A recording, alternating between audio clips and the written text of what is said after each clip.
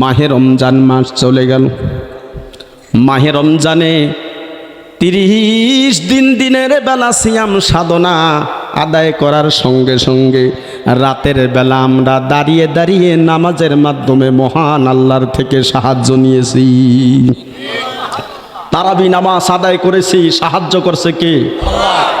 অন্যদিন 2 রাকাত অতিরিক্ত নামাজ পড়তে কষ্ট লাগে, কিন্তু মাহে রমজানে তারাবি নামাজ, তাহাজ্জুদ নামাজ, সেহরি খাওয়া, সারাদিন উপবাস থেকে রোজা রাখা কোনো কষ্ট লাগে নাই। ইমানদারদের জন্য কথা বলেন।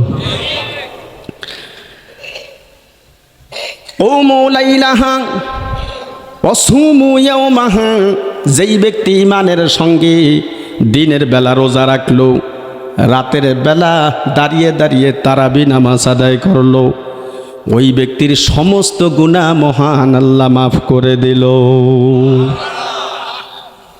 দিনের বেলা রোজা রাখা কঠিন ছিল না সহজ ছিল?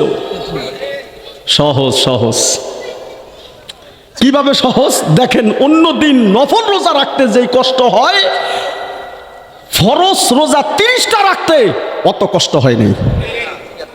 অন্যদিন একটা নফল রোজা রাখতে যেই কষ্ট, মাহে রমজান ছাড়া মাহে রমজানের ভিতরে 30টি রোজা রাখতে সেই কষ্ট অনুভব হয়নি। আল্লাহ রাব্বুল আলামিনের বান্দা যারা উপস্থিত আছেন, আল্লাহ রাব্বুল আলামিনের নেককার খাস বান্দা যারা উপস্থিত আছেন, আল্লাহ আপনাদেরকে মাফ করে দিয়েছেন রমজানের ভিতরেই। আর এই মাহফিলের ভিতরে যারা ওই মাফ করনেওয়ালা বান্দাদের সঙ্গে, মাফকারী বান্দাদের সঙ্গে উপস্থিত হইলেন, আসলেন, বসলেন, আল্লাহ পাক আপনার জীবনের গুনাহ মাফ করে দিলেন, জাহান্নাম থেকে মুক্তি দিয়া দিলেন, আপনার জন্য মহান আল্লাহর বেহেশত অপেক্ষমান রেখে দিলেন। যিনি মহান আল্লাহ আপনাকে আমাকে মাফ করে দিছে, ওই আল্লাহর কৃতজ্ঞতা হিসাবে আলহামদুলিল্লাহ বলা যাবে। আলহামদুলিল্লাহ। আবার বলেন আলহামদুলিল্লাহ। আপনারা খুশি সবাই? বলেন আলহামদুলিল্লাহ। আলহামদুলিল্লাহ। কুতিবা আলাইকুমুস সিয়াম।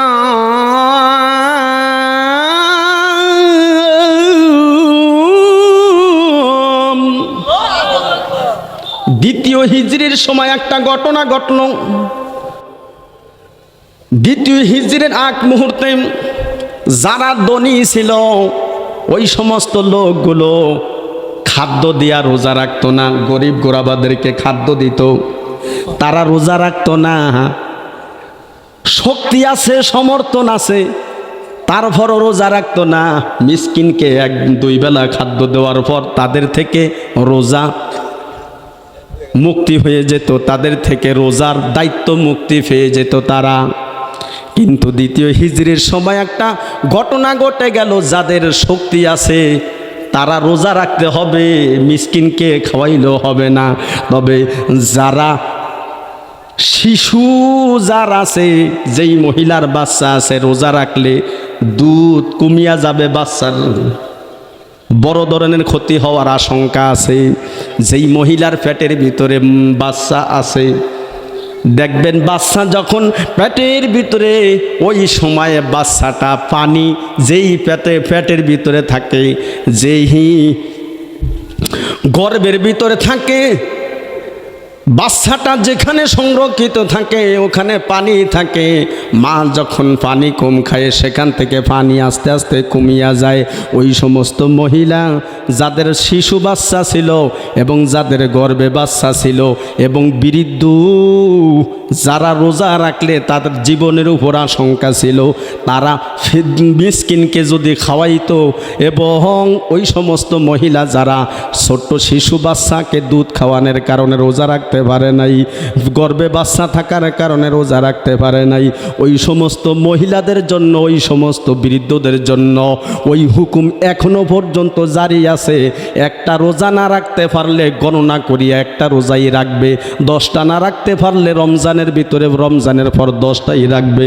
তবে যারা একটা রোজা রাখিয়া ভেঙ্গে ফেলেছে, একটার কারণে তাকে 60 রোজা জরিমানা দিতে হবে। বুঝছেন? একটা যদি রোজা না রাখে, পরবর্তীতে একটা রাখলেই হবে।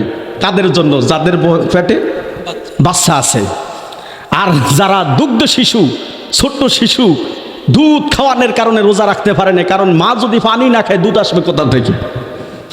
তারা রোজা রাখতে পারে নাই, পরে হিসাব করে একটাই রাখবে।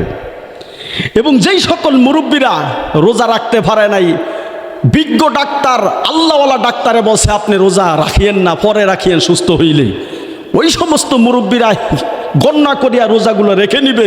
তবে যারা রোজা রাখিয়া ভাঙছে, একটার বিনিময়ে কয়টা জরিমানা?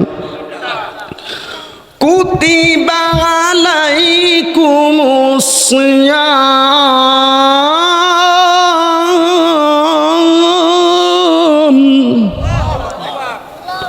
রোজা ফরজ করা হয়েছে, তবে কোন মিসকিনকে খাওয়ায়া আপনি যে ফরজ থেকে মুক্তি পেয়ে যাবেন শক্তি থাকা সত্ত্বেও, সেই হুকুম দ্বিতীয় হিজরিতে রহিত হয়ে গেছে। কথা বলবেন ঠিক কিনা?